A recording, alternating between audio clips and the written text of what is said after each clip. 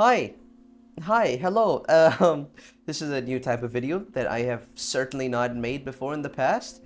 It is your mom's boyfriend. I am seeing this in a slightly professional manner.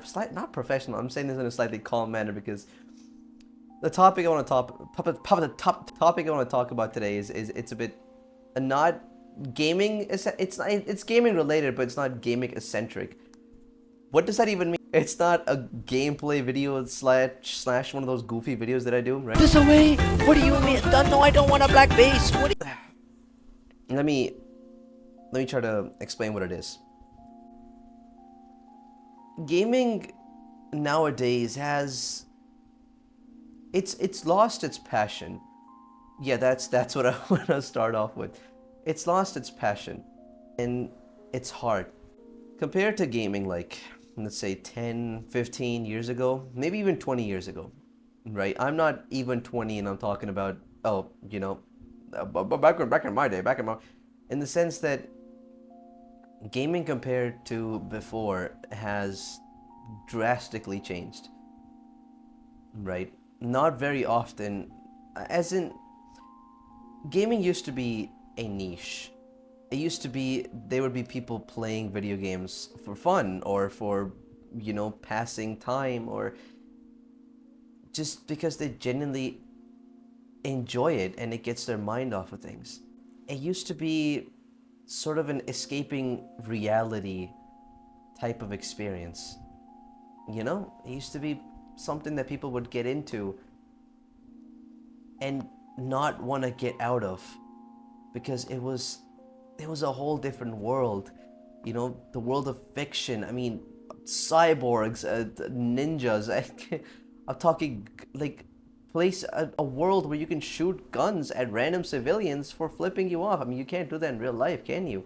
Unless you can. Let's not talk about that. Nowadays, gaming feels more like less than a hobby, and it feels more like a profitable choice. Let's compare two games of the previous. Let's compare two games right now. Minecraft. Yeah, I know, very basic choice, but it's the easiest one I can use as an example. Minecraft, it's something that you can just pick up at any time, sit down with your friends, and just have fun. You know, you could just listen to the relaxing tunes and build, mine. You in the middle of nowhere, you can build a house that you could generally get log back into the game and admire. You can have an entire farm full of animals that would require culling because sometimes there's just way too many. Minecraft is something that I like to call a soul eater. And let's compare that to something along the lines of Fortnite. You know, let's compare season 1 and like the earlier chapters. And let's compare those chapters to the latest updates. Fortnite used to be something, it used to be like you would hop on call with your friends. You would try your hardest to get the win, right, while having fun, rocket riding, doing all of this like goofy stuff. And in the end, when you would get the victory, you would feel excited. That is something that's lacking in gaming nowadays. Excitement. First, let me complete this Fortnite example, then I'll move on to the rest. Fortnite nowadays, when you get a win, what do you feel? Relief? Do you feel accomplishment? You kill the last guy and you think, oh, thank God, oh my God, I thought he was gonna kill me, instead of, yes, oh my God, oh, yes, we got the win. Where did that sense of excitement go?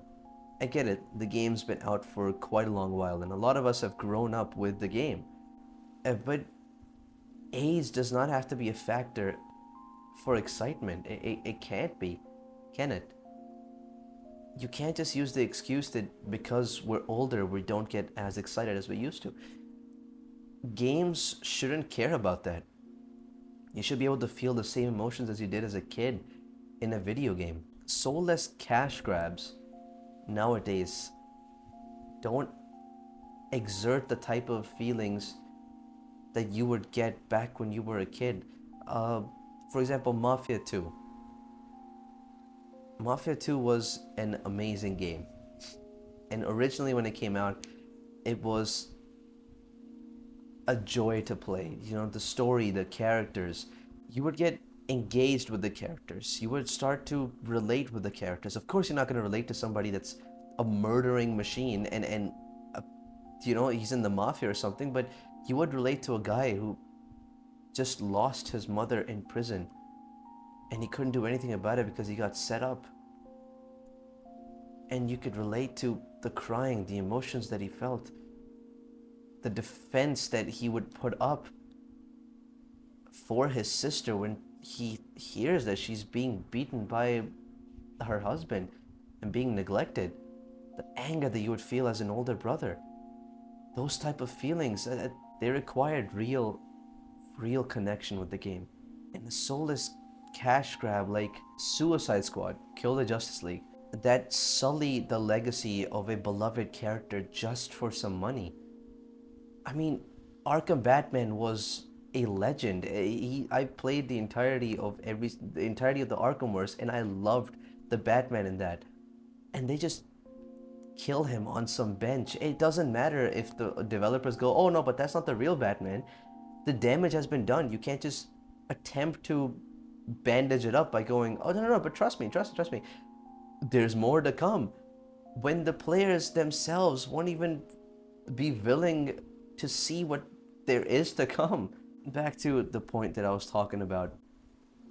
There's a sense of monotonousness. Is that a word? Monotonousness that's overtaken the gaming industry. You got these new, unique, colorful games back then. And if not colorful, they would be special. Life is Strange 1 is a very good example, and Life is Strange 3 is also a very good example. When Life is Strange 1 came out, it was special. You could hold it dear to your hearts. It was something that you would play and it would invoke strong, very strong emotions from the player. Life is Strange 3 comes out. I don't know if it was just me or not, but I didn't feel any sort of connection to it. Because in Life is Strange 1, they show you that the player that you're playing as is a human being. Even though she has these, you know, time-altering powers, which would possibly get her put into the Avengers, but she's a human. She makes mistakes. Yeah, she's fucked up. She left Chloe, but she's trying to make amends. You start to like the character. Life is Strange 2. The older brother that you play as, he wasn't very nice to his younger brother. He would always be neglectful towards him, but as the game goes on, he's the only one he has. And he becomes more parental towards him, more protecting, more caring. And that's what I like in a video game, that it makes you grow with the characters. I don't know where I'm going with this rant, but games have lost their souls. They have. When it would just be you sitting on the beanbag, playing an old game, you know, fantasizing about you being in the world, enjoying every single part of it, genuinely interested in how they built all these mechanics and everything. How did that turn into, man, this game doesn't have enough of this. This game has way too many crypto purchases. This crypto, is that what it's called? The game's UI is horrible. This game is boring. This game doesn't have enough DLCs. Why is this game so expensive? Why is this or that? So many complaints. The enjoyment factor was stripped away hard. It was stripped away. And you were kind of just left with this hollow shell of what we used to call an escape. And that's just what it was. An escape. Nowadays, I mean, even if you try, it just doesn't feel the same. Okay, and I also want to point this one other thing out.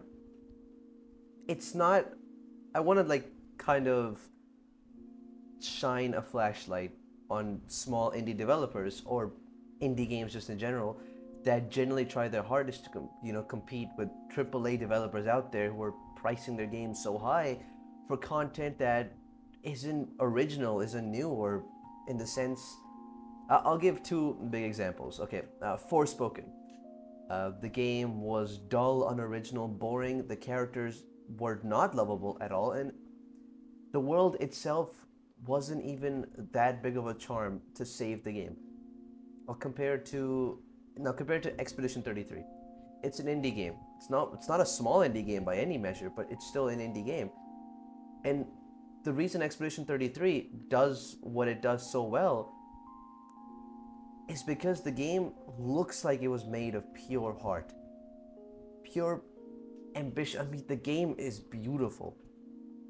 I mean, every single sight that you see in the game, you can stop there for a second and look around and go, holy crap, this took a while to make.